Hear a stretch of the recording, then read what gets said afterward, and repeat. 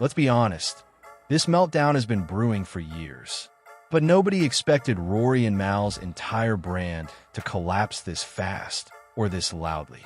What started as small cracks in their credibility has now turned into a full-on implosion. And the craziest part?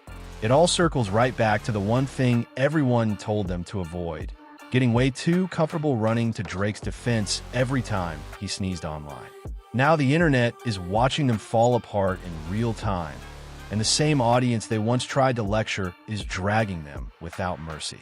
And trust me, this is only the beginning of how deep this spiral goes.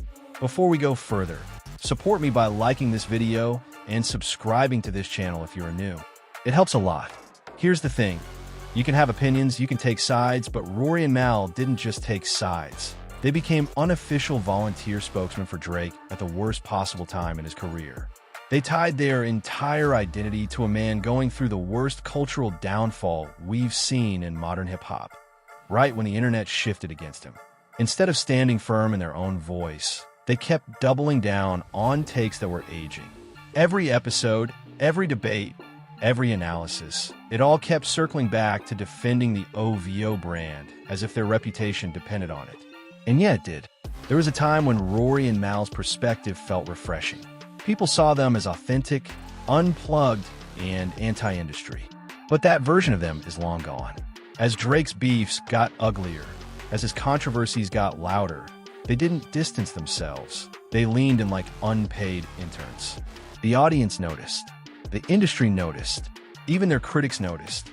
And once people start questioning your authenticity in this content game, it's over. Because relevance isn't something you lose overnight. It's something you bleed out slowly, episode by episode. When Kendrick dropped those bombs, when the culture started shifting, when Drake's empire started cracking, every creator with survival instincts pivoted. Everyone read the room, except Rory and Mal.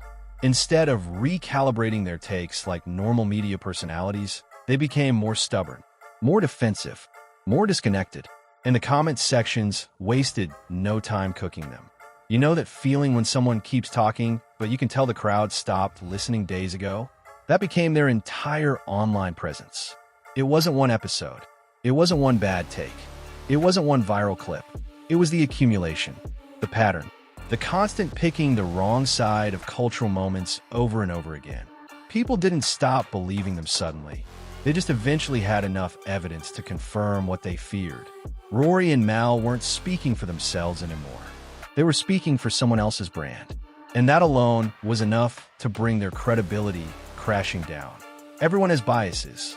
That's normal. But Rory and Mal didn't have a bias. They had a compulsion.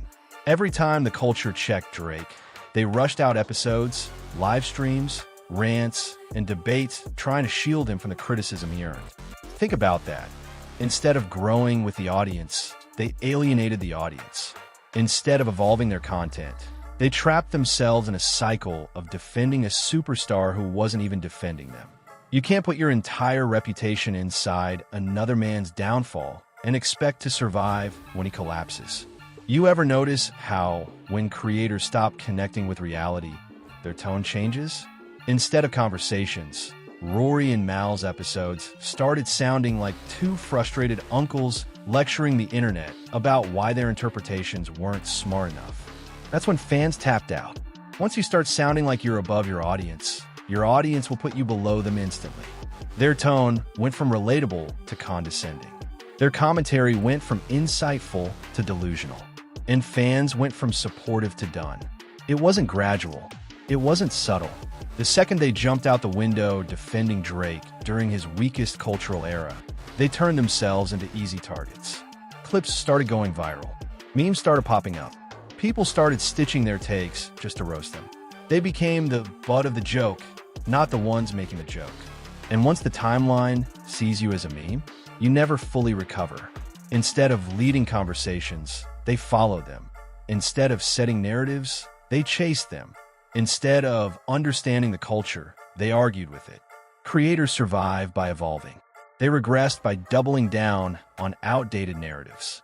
Their content became a chain reaction of defend, Drake attack, the backlash, pretend the audience is wrong, repeat.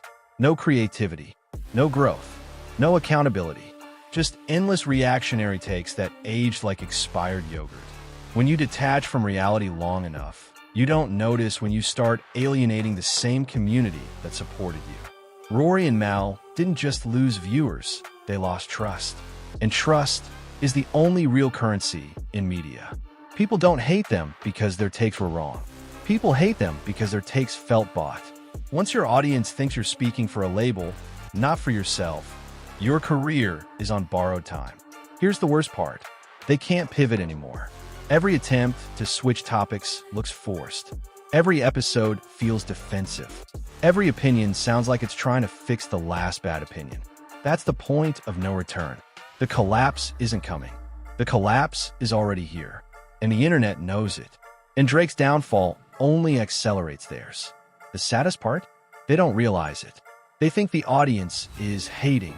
They think the culture is confused. They think they're the ones being misunderstood. But the truth is brutally simple. They misread the moment. They misplayed their hand. They tied their brand to a sinking ship. And now Rory and Mal aren't just losing viewers. They're losing the legacy they spent years building. I want to know what you think. Did Rory and Mal do this to themselves? Or were they just unlucky enough to stand beside Drake during his cultural collapse? Drop your thoughts in the comments. Thanks for watching. Remember to hit that like button, subscribe to this channel, and turn on notifications. And as always, stay active.